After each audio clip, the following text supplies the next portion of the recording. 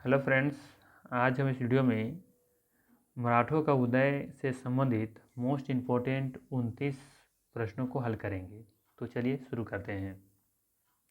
आज का पहला प्रश्न है, शिवाजी ने किस वर्ष छत्रपति की उपाधि धारण की थी? 1608 में, 1646 में, 1674 में या 1710 ईस्वी में? तो हम सभी को पता है कब धारण किए थे ये, 1674 ईस्वी में। ऑप्शन नंबर ए सी यहाँ पे सही है। नेक्स्ट है, शिवाजी की राजधानी एवं गुरु कौन थे? तो हम सभी को पता है कि शिवाजी की राजधानी थी रायगढ़ और गुरु कौन थे? रामदास। यानी कि यहाँ पे ये नंबर सही हो जाएगा। ठीक है। तीसरा क्वेश्चन है, वह कौन सेना नायक था जिसे बीजापुर के सुल्तान ने 1659 ईस्वी में शिवाजी पर अंकुश लगाने के लिए भेजा था? कौन था वो व्यक्ति? तो वो था अफजल खां। ऑप्शन नंबर बी यहाँ पे बिल्कुल सही हो जाएगा। नेक्स्ट है, सरजामी प्रथा किससे संबंधित थी? तो ये संबंधित थी आपका मराठा भू राजस्व प्रथा से। ऑप्शन नंबर ए यहाँ पे बिल्कुल सही हो जाएगा। नेक्स्ट है, वह कौन इतिहासकार पानीपत के तृतीय युद्ध के प्रत्यक्षदर्शी थे? प्रत्यक्षदर्शी थे मतलब कि जो अपनी आंखों से देखे हो, है ना? तो वो कौन व्यक्ति थे? वो थे काशीराज पंडित थे। ऑप्शन नंबर बी यहाँ पे सही है। नेक्स्ट है, 1700 ईस्वी में राजा राम की मृत्यु के पश्चात मुगलों के विरुद्ध युद्ध में मराठों का नेतृत्व किसने किया था? ये व्यक्ति कौन थे? ये व्यक्ति थे ताराबाई। ऑप्शन नंबर यहाँ पे बिल्कुल सही है। ठीक है। देखिए यहाँ पर रामाबाई, जीजाबाई, लक्ष्मीबाई, थोड़ा सा कन्फ्यूजन होता है, लेकिन एक दो बार आप रिपीट करें, एक दो बार बार देखेंगे तो चीज़ें याद हो जाती हैं। ठीक है। तो यहाँ पर आप याद रखना है आपको कि 1700 ईस्वी में राजा राम की मृत्यु के पश्चात मुगलों के विरुद्ध युद्धों में मराठों का नेतृत्व ताराबाई ने किया था। चलिए आगे देखते हैं। किस संधि के अंतर्गत शिवाजी ने किले मुगलों को सौंप दिए थे? कौन सी संधि हुई थी? चित्तौड़ संधि, पुणे संधि, पुरंदर संधि या फिर तोरन संधि? तो यहाँ पे देखेंगे ऑप्शन नंबर सी यहाँ पे सही हो जाएगा, पुरंदर संधि। ऑप्शन नंबर सी यहाँ सही है। नेक्स्ट है, जिस समय 1761 ईस्वी में पानीपत की तीसरी लड़ाई में अहमद शाह अब्दाली ने मराठों को हराया, उस समय दिल्ली का शासक कौन था? शाह आलम द्वितीय, आलमगीर द्वितीय, मोहम्मद शाह या जहांदर शाह? यहाँ देखेंगे इसका जो सही आंसर है वो है आपका शाह आलम द्वितीय। ऑप्शन नंबर यहाँ पे सही है। ठीक है। चलिए 9 नंबर देखते हैं। 9 नंबर क्या कहता है? 9 नंबर है, चौथ का क्या था? चौथ क्या था? औरंगजेब द्वारा लगाया गया एक सॉरी औरंगजेब द्वारा लगाया गया एक धार्मिक कर था, या शिवाजी द्वारा लगाया गया एक मार्ग था, या फिर अकबर द्वारा वसूल किए जाने वाला सिंचाई कर था, या पड़ोसी राज्यों पर शिवाजी द्वारा लगाया गया भूमि कर था? तो ये था आपका पड़ोसी राज्यों पर शिवाजी द्वारा लगाया गया भूमि कर, यानी कि ऑप्शन नंबर यहाँ पे डी बिल्कुल सही हो जाएगा। ठीक है। नेक्स्ट है, शिवाजी के प्रशासन में किसे पेशवा कहा जाता था? शिवाजी के प्रशासन में किसे पेशवा कहा जाता था? धार्मिक मामलों के मंत्री को, रक्षा मंत्री को, या प्रधानमंत्री को, या फिर न्याय मंत्री को? तो हम देखेंगे यहाँ पर कि जो पेशवा था वो प्रधानमंत्री को कहा जाता था। ऑप्शन नंबर सी यहाँ पे बिल्कुल सही हो जाएगा। नेक्स्ट है, छत्रपति संभाजी किस वंश का शासक था? जो 1680 से लेकर के 1689 तक रहे, उनका जो वंश था वो कौन सा वंश था? तो यहाँ देखेंगे ये जो वंश था उनका मराठा वंश से था। ऑप्शन नंबर यहाँ पे सही है।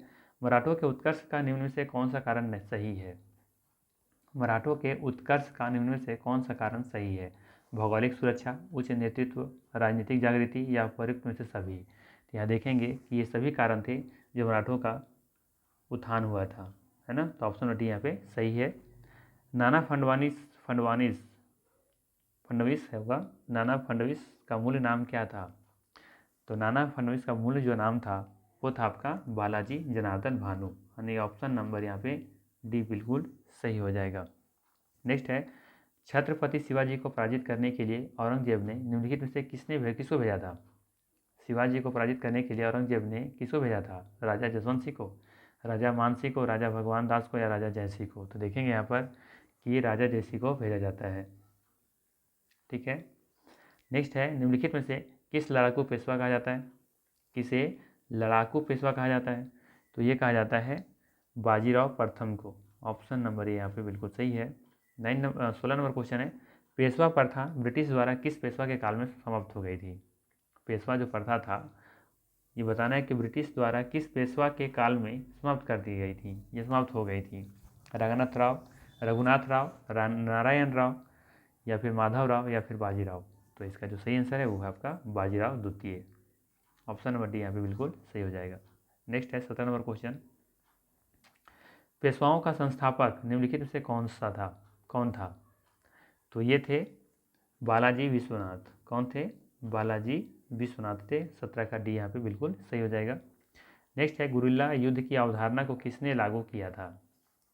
तो ये अवधारणा को लागू करने वाले व्यक्ति थे शिवाजी, है ना। झारखंड के कौन सा व्यक्ति थे जो गुरिल्ला युद्ध निपुण थे? नाम जानते हैं? अगर जानते हैं तो कमेंट करके मुझे बताइए उसका आंसर क्या होगा। नेक्स्ट है प्रथम आंग्ल मराठा युद्ध कौन सी संधि द्वारा समाप्त हुआ था? सूरत, बसीन, सलवाई या फिर पुरंदर? तो ये समाप्त हुई थी सलवाई। ऑप्शन नंबर सी यहाँ पे सही है। नेक्स्ट है शिवाजी के शासनकाल में किस दर से सरदेशमुखी वसूला जाता था? शिवाजी के शासनकाल में किस दर से सरदेशमुखी वसूला जाता था? तो ये वसूला जाता था 1/10 की दर से। 1/10 की दर से वसूला जाता था। ऑप्शन नंबर सी यहाँ पे सही है। शिवाजी और बाजीराव प्रथम दोनों में वह कौन सी समान विशेषता थी जिसने युद्धों में उनकी सफलता सुनिश्चित की? क्या कारण था? दोनों में क्या समानता थी दोनों में जो सफलता सुनिश्चित होती थी दोनों का? क्या दोनों में समान कॉमन थी दोनों में विशेषता? ये बताना है। तो देखेंगे कि दोनों में जो निपुणता जो दोनों प्राप्त थी, जो दोनों समान जो विशेषता थी वो थी छापामार युद्ध नीति। दोनों की छापामार युद्ध नीति जो विशेषता थी वो दोनों में एक जैसा थी। ठीक है, आगे है शिवाजी के शासनकाल में आय का मुख्य स्रोत क्या होता था? जजिया, चौथ, मौकास या सरदेशमुखी? तो हम सभी जानते हैं कि इसका जो सही आंसर वो क्या होगा? चौथ होगा। ठीक है, ऑप्शन नंबर बी यहाँ पे सही है। नेक्स्ट है मराठा संघ में फूट डालने वाला प्रमुख व्यक्ति कौन था? मराठा संघ में फूट डालने वाला प्रमुख व्यक्ति कौन था? रघुनाथ राव, नाना फडणवीस या फिर ताराबाई या राजा राम? तो ये मराठा संघ में फूट डालने वाले व्यक्ति कौन थे? ये व्यक्ति थे Raghunath Rao. Option number A यहाँ पे सही है। नेक्स्ट है पानीपत के तीसरे युद्ध के समय पेशवा कौन था? जब पानीपत का तीसरा युद्ध हो रहा था, ठीक है, तो उसमें पेशवा कौन था? तो उस समय था कौन? ऑप्शन नंबर बी यानी कि बाजीराव। ठीक है, चलिए आगे है पानीपत का तीसरा युद्ध निम्नलिखित में से किसके किसके मध्य हुआ था? ठीक है, पानीपत का तीसरा युद्ध निम्नलिखित में से किसके किसके मध्य हुआ था? तो ये युद्ध हुआ था मराठा और अफगानों के बीच में। किसके बीच में हुआ था? मराठा और अफगानों के बीच में हुआ था। हम सभी को पता है कि पानीपत तक कितना युद्ध हुआ था? कुल 3 युद्ध हुए थे। प्रथम युद्ध जो हुआ था वो होता 1526 में हुआ था। ठीक है, इसमें किसकी जीत होती है? इसमें बाबर का जीत होता है। किसका जीत होता है? बाबर का। ठीक है, इसके बाद है 1556 में युद्ध होता है। ठीक है, पानीपत का दूसरा युद्ध, और इसमें किसकी जीत होती है? इसमें जीत होती है अकबर का। ठीक है, और जो तीसरा युद्ध होता है वो होता है 1761 में। ठीक है, और ये होता है किनके बीच में? ये होता है मराठा और अफगानों के बीच में होता है। ठीक है, जिसमें अहमद साहब अब्दाली की जीत होती है। ठीक है, तो ये 3 युद्ध आप याद रखिएगा। चलिए आगे देखते हैं। पुरंदर की संधि निम्नलिखित में से किस किस के बीच हुई थी? तो ये युद्ध हुई थी जय सिंह और शिवाजी के बीच में। ठीक है, ऑप्शन नंबर बी यहाँ पे बिल्कुल सही है। और ये जो पुरंदर की जो संधि है वो हुआ था 1776 में। ठीक है, याद रखिएगा 1776 ईस्वी में पुरंदर की संधि हुई थी, जय सिंह और शिवाजी के बीच में हुई थी। ठीक है, नेक्स्ट है 27 नंबर देख लेते हैं। 27 नंबर में है मिलाना है इधर। ठीक है, सूची 1 को सूची 2 से मिलान करना है। चलिए तो मिलान कर लेते हैं हम लोग। 27 नंबर में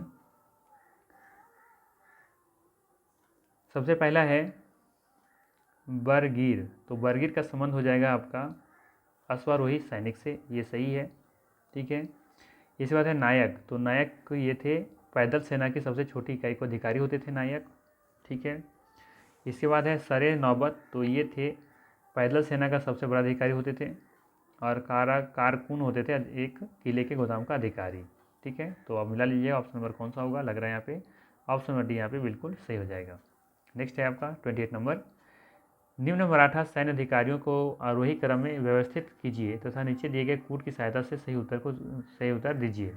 अब वो सजाना कैसे है? आरोही क्रम में। ठीक है, तो सबसे पहला हो जाएगा यहाँ पे पाइक हो जाएगा, ठीक है, क्या हो जाएगा, पाइक हो जाएगा। इसके बाद हो जाएगा आपका नायक, नायक हो जाएगा। उसके बाद हो जाएगा आपका हवलदार, ठीक है। उसके बाद हो जाएगा आपका जुमलादार।